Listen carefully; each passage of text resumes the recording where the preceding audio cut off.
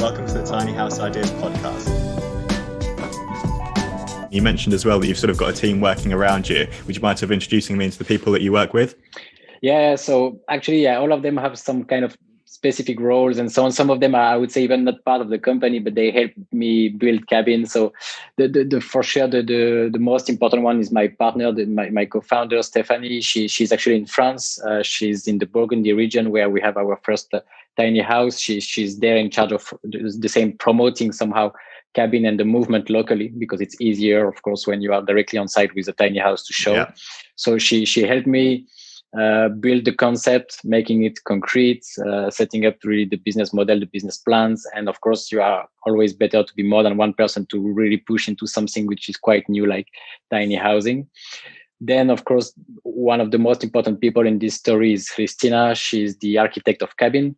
I met her when I initially wanted to build my own tiny house, so for my personal needs. She was a specialist of minimalist spaces. She already built tiny houses. She won awards for this. So she was really the right person to join the Kab'inn story. And she really understood me in the way that I was not looking for traditional tiny house, the way we do them, let's say in the US, that I was not so deeply into tiny house movement when I started, that I was more like an urban guy looking for some place to escape and so on, that I had some specific design taste and so on. So she really understood me and worked in a way to make a pretty innovative design and pretty modern design for the Kab'inn. And she's still now having all the time very innovative ideas because we are receiving, even if we try to build some standard models, because we believe that it's optimized and it's well thought in the way of using the space and so on. Each and every prospect and client has its own expectations and needs and so on. So every time when I face some tough questions from them, can I put this, can I do this, and so on, and I feel like, guy, it's not possible. It's a tiny space.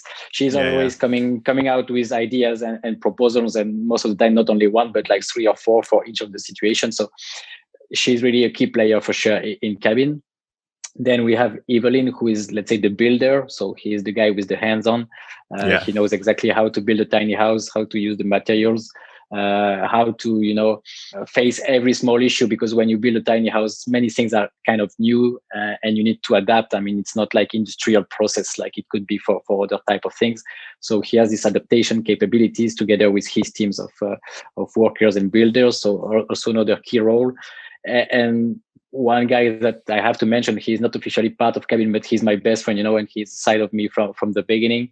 And he was the one to push me to do it and to completely switch from my corporate world and my career to move into this and convincing me that I could do that and that this was the right way to me. And of course, today he's still here to discuss every decision, especially in the context of last year where many things had to be done differently. He was here to advise and confirm that I was taking the right directions. Thanks for watching this little teaser for the Tiny House Ideas podcast. If you'd like to listen to the full episode, it's available on all major streaming platforms. So that's Spotify, Apple Podcasts, Google Podcasts, and all of the others. Alternatively, if you'd rather watch it sort of in a video format like this video has been, then that's available on Patreon. Just search for Tiny House Ideas. So thanks again for watching. Please do check out the full episode, and thanks again.